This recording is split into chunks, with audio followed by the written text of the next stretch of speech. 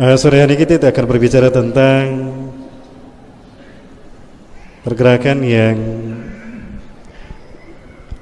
kita mengenalnya dengan istilah Negara Islam Indonesia atau N11, orang bilang NII juga.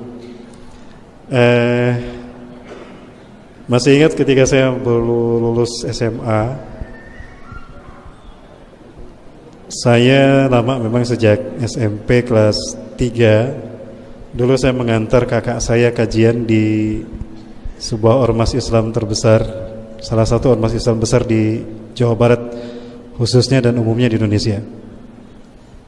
Ketika itu saya hanya mengantar kakak saya ke kajian, namun ternyata yang lanjut saya di ormas tersebut. Dan ormas ini cukup berperan besar dalam membentuk saya seperti sekarang ini, walaupun hanya beberapa tahun. Namun ormas ini telah memberikan fondasi dasar bagi saya untuk mengenal Islam lebih dalam lagi. Namun diam-diam setelah saya lulus, menjelang saya lulus SMA, seseorang datang bertemu dengan saya, seseorang yang dulu pernah sempat mengasuh saya juga waktu saya masih sekolah dasar SD. Seseorang yang sudah saya anggap sebagai kakak saya.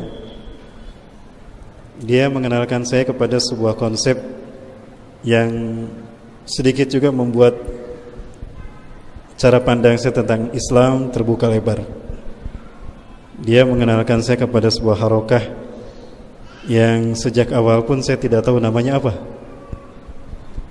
Diajak saya oleh beliau, diterangkan dulu, ya, beliau memberikan beberapa pencerahan kepada saya tentang situasi dan kondisi Indonesia saat ini.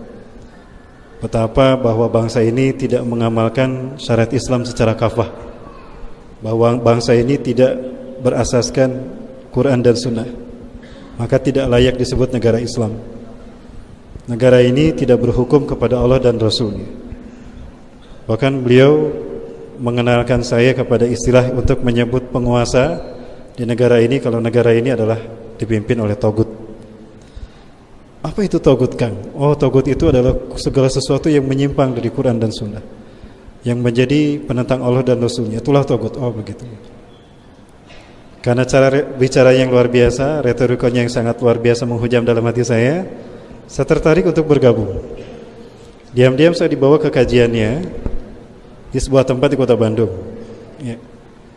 Saat itu dipertemukanlah saya dengan seseorang yang lain yang namanya pun nama samaran. Ya, namanya nama samaran. Setelah itu saya ikut kajian, ternyata kajian itu dilaksanakan secara tertutup. Ya. Saya tidak jelas tempatnya di mana. Dibawa ke sananya malam-malam. Ya, ketika kajian hanya bertiga, ngobrol panjang lebar. Pertemuan pertama selesai, saya pulang. Saya sama didoktrin seperti itu. Saat ini kondisi Indonesia tidak jauh berbeda ketika Rasulullah berada di Mekah. Kejahiliahan di mana-mana. Orang menyembah selain Allah. Hukum yang berkembang bukan hukum Allah. Tidak lama kemudian saya didatangi lagi, ditelepon lagi, yuk kita kajian lagi, kita ketemuan lagi di mana? Pertemuan lagi intensif pada saat itu pertemuan saya dengan beliau. Setelah merasa cukup untuk mendoktrin saya, maka saya dibawa naik ke sebuah mobil dalam keadaan gelap dan mata saya ditutup. Ya, dibawa ke satu tempat, sugante dibawa ke luar nagreg, apek di Bandung-Bandung kene. Ya, saya kira dibawa ke luar nagreg ya. Ternyata di Bandung-Bandung kene. Dibawa saya ke sebuah tempat yang ya enggak jauh dari sinilah. Dipertemukanlah dengan sosok yang lain yang ternyata dia pun dulu pernah tinggal di rumah saya. Oh, si Fulan. Dan dialah yang dianggap sebagai amir oleh kelompok itu. Tanda petik, ya amir lah. Ya bukan imam ya, karena imam itu di atas. Maka kemudian saya ditanya, sudah siap bergabung? Oh ya, saya tertarik, saya siap bergabung. Kalau begitu kamu harus bersyahadat. Loh, kenapa harus bersyahadat? Ya kita jahiliyah sebelumnya. Keislaman kita gugur karena keadaan yang jahiliyah seperti ini. Hukum Islam tidak tegak, yang berkuasa pun bukan tagut, dan kita tidak jelas siapa ulil amri kita. Maka kita harus bersyahadat lagi. Ya, saya berpikiran jangan-jangan syahadat saya itu adalah syahadat masuk Islam, berarti saya sebelumnya dianggap tidak Islam. Saya dianggap kafir berarti sebelumnya. Tapi tidak sedikit berpikiran itu karena kagumnya saya pada mereka. Akhirnya saya pun bersyahadat. Selesai syahadat, ya saya dirangkul, ya, kamu sudah bersih lagi dari kejahilian kamu. Ya, tinggal kamu bersatu, bergabung bersama kami, berjuang bersama-sama. Jika cerita, kemudian saya dipertemukan dalam kajian yang lebih luas lagi. Ketika saya kajian lebih luas lagi, oh saya ketemu si fulan lagi, saya ketemu si fulan lagi.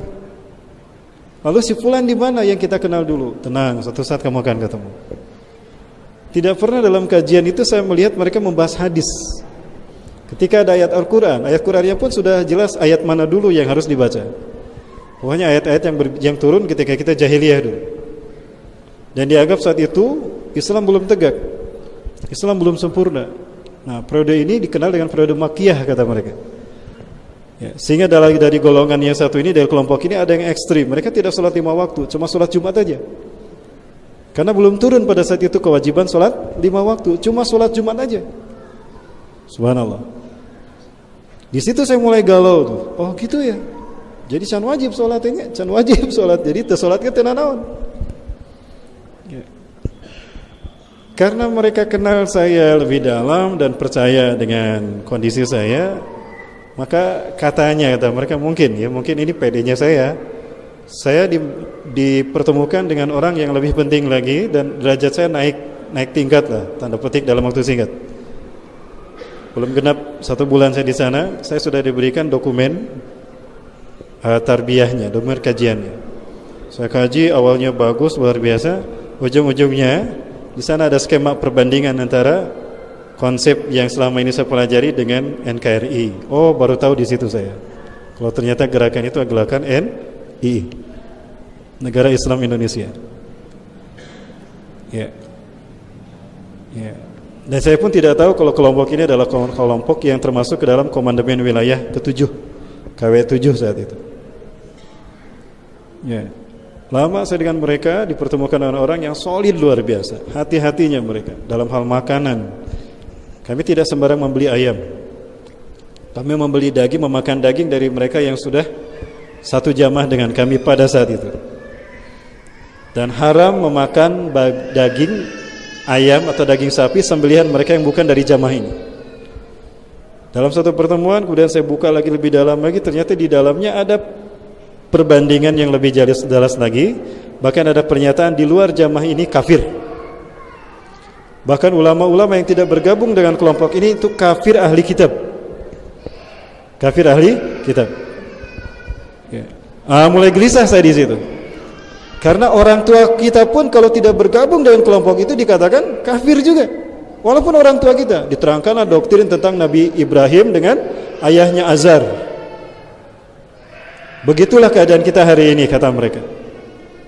Sehingga halal harta mereka, kita ambil pun gak apa-apa karena sifatnya ghanimah. Mulai gelisah saya di sana. 3 bulan saya di sana, konsep mereka, kajian mereka itu adalah menggambarkan kita dengan masa Arab jahiliyah dulu di Mekah, dan mereka menafsirkan ayat dengan logika, tidak dengan metodologi penafsiran yang benar. Selama saya di sana tidak satupun hadis dibacakan. Hanya mereka menafsirkan ayat dengan kondisi yang semau mereka. Mulai gelisah saya di sana. Ya. Keluarga saya saat itu, ya, ayah saya terutama itu sudah bergabung dengan sebuah harokah. Nanti juga pernah mulai kita bahas ya. Harokah ini besar di Indonesia. Pengikutnya tidak sedikit dari luar negeri. Bahkan salah seorang imam dari Palestina bergabung pada harokah ini. Dibandingkanlah saya dengan harokah itu, makin gelisah juga saya. Sehingga pada akhirnya suatu malam saya berdoa kepada Allah, ya Allah, saya yakin ini bukan harokah yang benar yang harus saya cari. Ini bukan jamaah yang benar. Tunjukkan kepada saya, Allah, mana harokah yang benar. Gak mungkin Islam hari ini gak ada. Pasti ada Islam yang benar. Pertemukan saya dengan itu, ya Allah. 3 hari 3 malam saya tidak merasa benar dengan sholat saya. Ini sholat saya tadi diterima, mualku Allah gitu ya. Bingung pada saat itu. Stres saya saat itu. Ya, selama 3 hari 3 malam sholat saya penuh dengan tetesan air mata. 3 bulan saya tidak pulang ke rumah. Orang tua saya tidak tahu saya ada di mana. Karena kajian di Harokah ini pergerakannya sifatnya clandestine, underground, di bawah tanah. Kajiannya nggak pernah sebanyak ini. Paling banyak hanya 5 orang, 7 orang. Ya. Belakangan ya mulai terbuka bahwa kelompok ini adalah lembaga kerasulan. Saya tahu begini setelah saya keluar. Lembaga kerasulan ini menganggap kalau kerasulan belum berhenti. Makanya di sebelah jalan BKR, mana jalan BKR?